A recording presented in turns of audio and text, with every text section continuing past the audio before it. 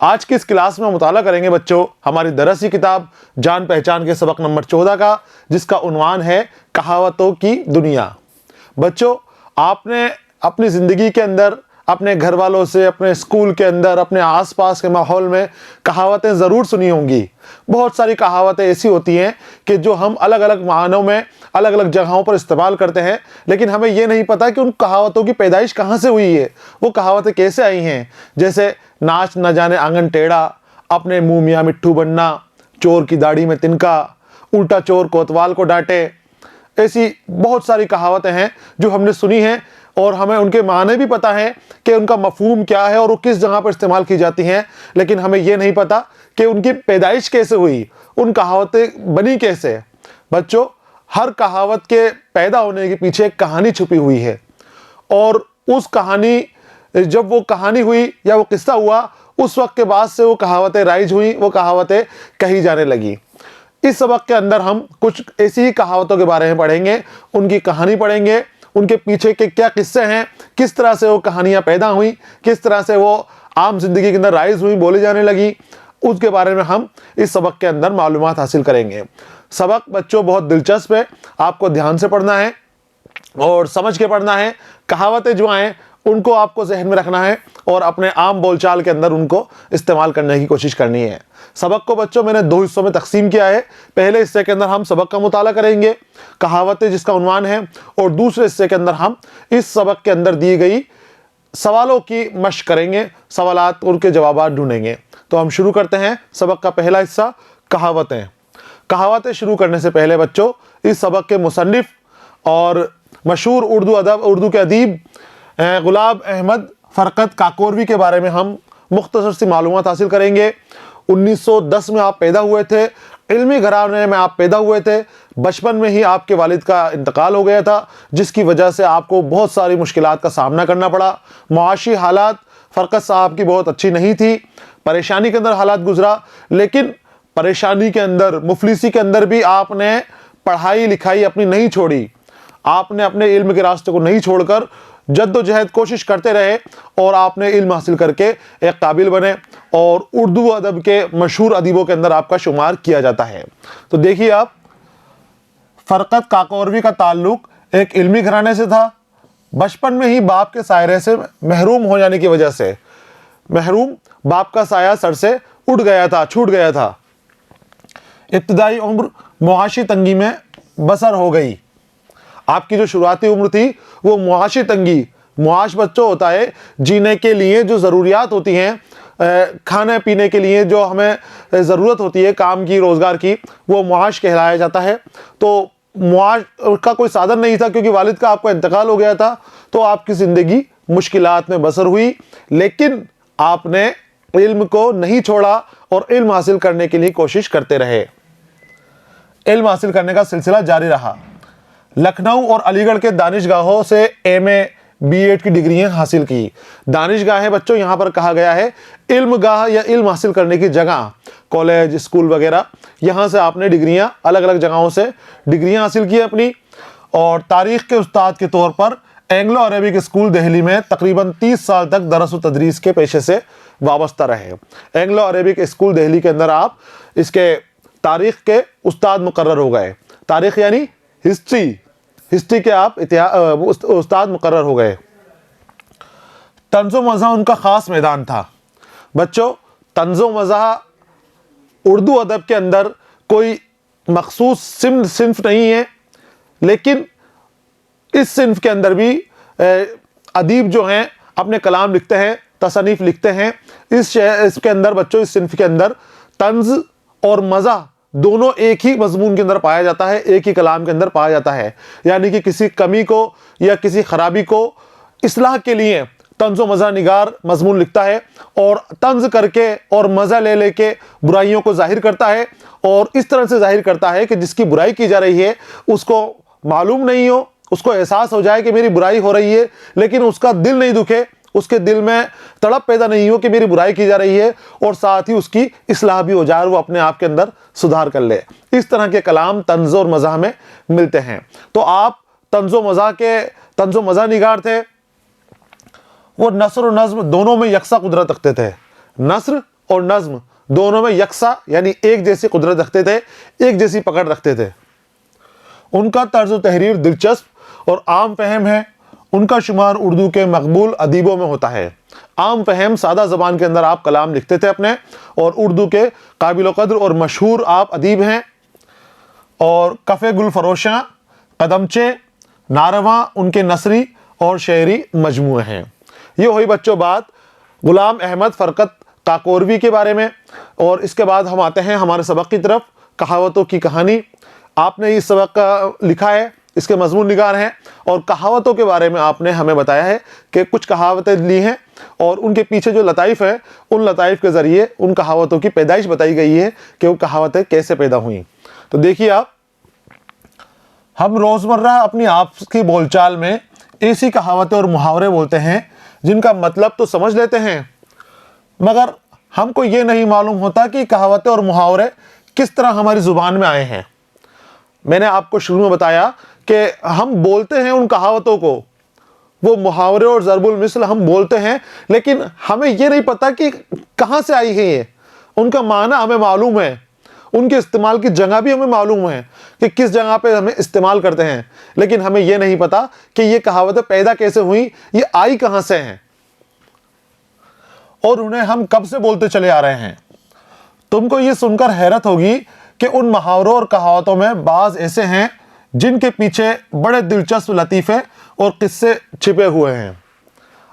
फ़रकत काकोरी क्या कह रहे हैं आपसे कि आपको ये बात सुनकर हैरत होगी कि जो आप मुहावरे और कहावतें बोलते हैं, तो कई कहावतें तो ऐसी हैं कि जिनके पीछे बहुत दिलचस्प किस्से छिपे हुए हैं।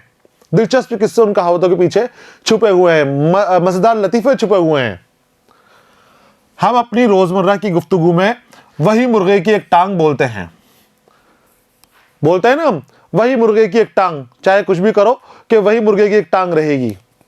तो जिसका मतलब ये हुआ कि आदमी बस अपनी ही बात पर अड़ा रहे, चाहे हकीकत उसके खिलाफ हो। इस मकौले के पीछे जो किस्सा छुपा हुआ है वो बड़ा दिलचस्प है। एक कहावत आती है, वही मुर्गे की एक टांग, जिसके माने ये बताए गए हैं कि चाहे कुछ भी हो जाए, एक बार जो बात बोल दी वो शख्स उसी पर अड़ा रहेगा, चाहे झूठ ही बोल दी। अब उस झूठ को साबित करने के लिए वो तरह तरह के बहाने बनाएगा, तरह तरह की बातें बनाएगा, फिजूल बातें करेगा, लेकिन अपनी बात को बनवा के रहेगा। तो उस पर उस शख्स के ऊपर या उस वक्त ही बात बोली जाती है कि ये तो वही बात हो गई जैसे वही मुर्गे की एक टांग।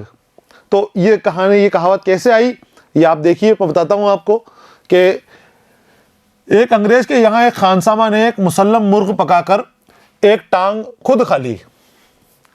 किस्सा बता रहे हैं कि अंग्रेज के यहाँ पर एक खानसामा था। खानसामा ने एक बार मुर्ग मुसल्लम तैयार किया और मुर्ग मुसल्लम तैयार करके एक टांग उसकी खुद खा गया, और एक टांग वाला मुर्गा हुजूर के सामने पेश किया।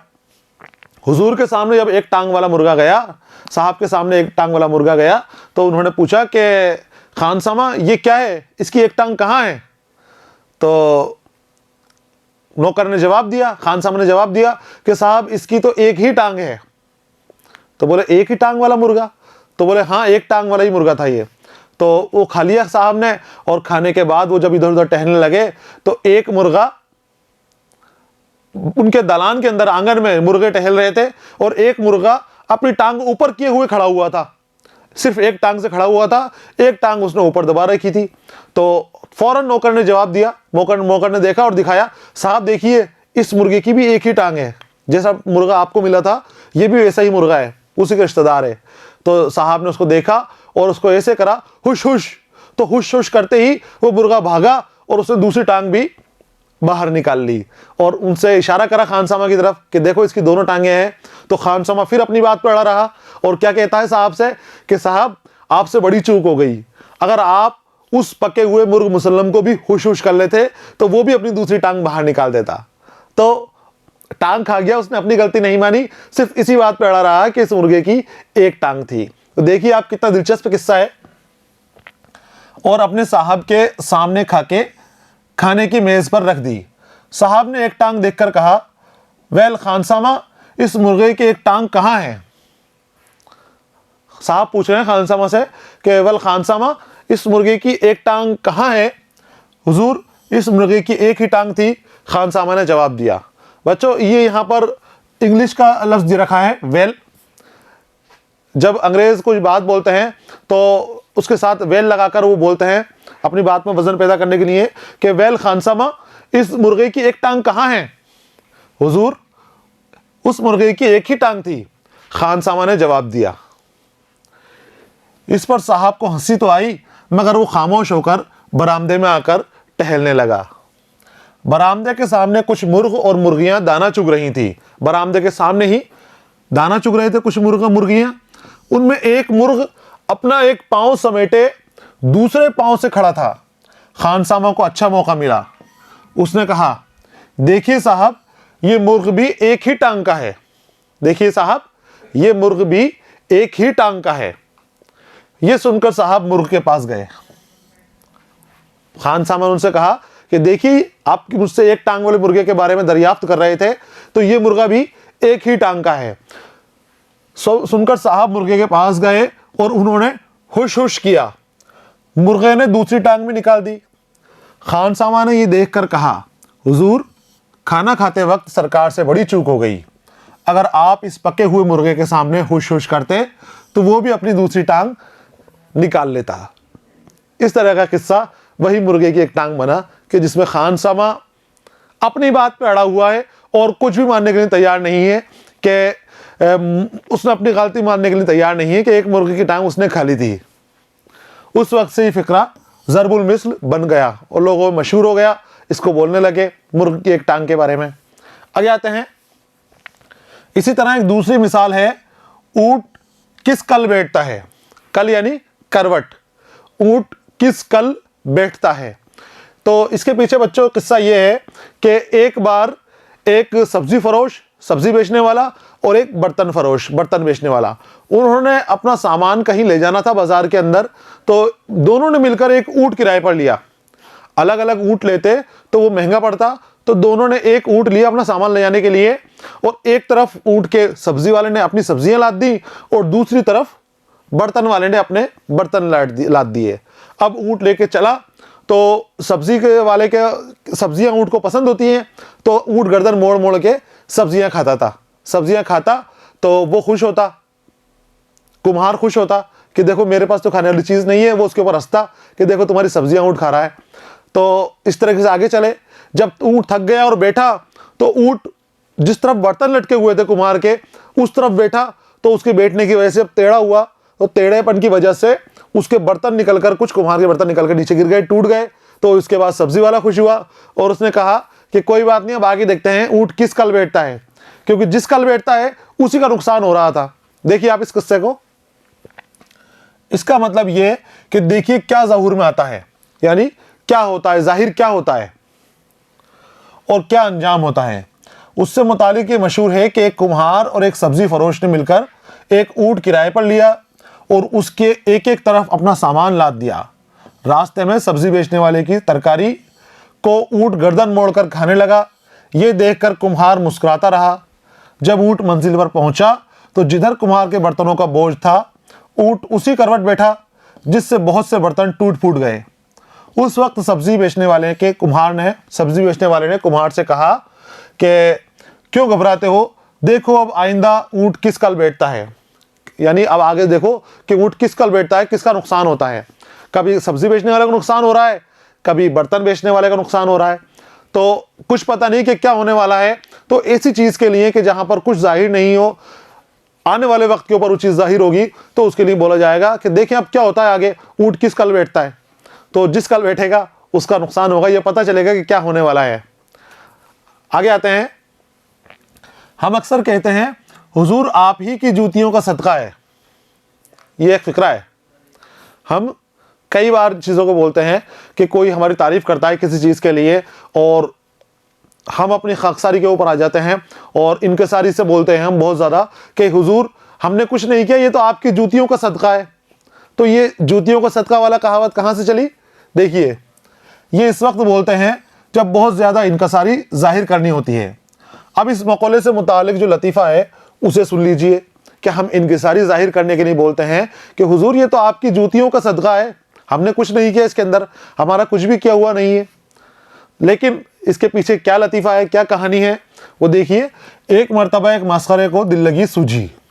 मस्खरा हंसी मजाक करने वाला, तो उसको एक बार एक दिल लगी सूझी, हंसी मजाक करने की सूझा कि मैं कुछ करता हूँ। झटपट उसने चंद दोस्तों की दावत कर दी। उसको दिल लगी सूझी और फौरन अब कुछ अपने दोस्तों की दावत कर दी। जब वो लोग आकर बैठ गए तो उसने सबके जूते एक एक करके एक शख्स के हवाले कर दिए। उसे पहले से ही मुकर्रर कर रखा था। वो शख्स सारे जूते कबाड़ी बाजार में जाकर बेच आया। तो दावत दी अपने दोस्तों की, और दावत देते ही जैसे ही वो लोग अंदर आकर बैठे तो बाहर जूते उतार दिए उन्होंने। तो उसने सारे जूते जमा कर एक शख्स को दे दिए जो बाहर पहले से ही खड़ा होता, तैयार था पहले ही, और वो शख्स वो सारे जूते एक कबाड़ी को ले आकर बेच आया। उससे जो पैसा मिला उस पैसे से दावत हो गई, दावत खिला दी सबको। ये रकम दावत के खाने की तैयारी में काम आई। दावत में खाना खिलाना था तो वो जूते बेचकर जो रकम हासिल हुई उस रकम से ही सामान खरीद करके वो दावत के लिए खाने का इंतजाम कर दिया। जब दस्तरखान पर खाना चुना गया, खाना जमाया गया, खाना रखा गया, तो सब मेहमानों ने मस्खरे से कहा, जब सब जमा थे और खाना तैयार होकर आया तो सब ने उससे कहा कि भाई इसकी क्या ज़रूरत थी, आप क्यों इतनी तकलीफ कर रहे हो, इतनी क्यों परेशानियां हमारे लिए उठा रहे हो।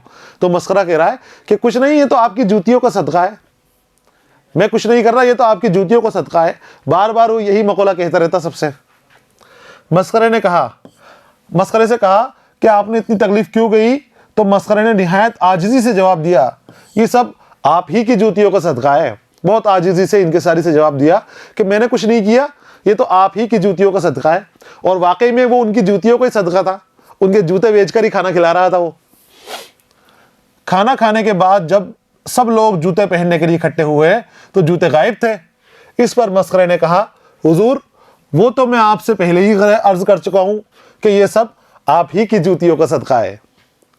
सबने जूते देखे, खाना खाने के बाद जूते गायब। पूछा गया कि भाई जूते कहाँ हैं हमारे। तो मस्खरा आया और उसने कहा कि मैं तो पहले ही कह रहा था आपसे कि आप जो खाना खा रहे हो ये आपकी जूतियों का सदका है।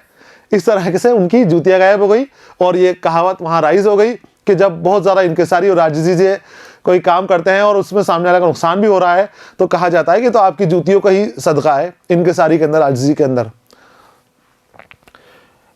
एक और कहावत है, ऊंट के गले में बिल्ली।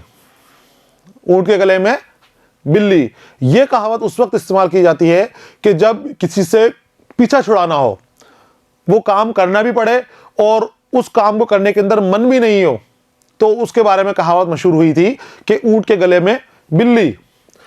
यह मकौला उस वक्त बोला जाता है जब इंसान किसी मुश्किल में पड़ जाता है और उससे निकलने की फिक्र करता है कि काम करना पड़ रहा है, ज़बरदस्ती काम करना पड़ रहा है, लेकिन उसका मन नहीं है, दिल नहीं है उस काम को करने का, तो वो उस मुश्किल से निकलने के लिए फिक्र में रहता है और ऐसी तदबीर करता है कि उसका जो सांप भी मर जाए और लाठी भी नहीं टूटे।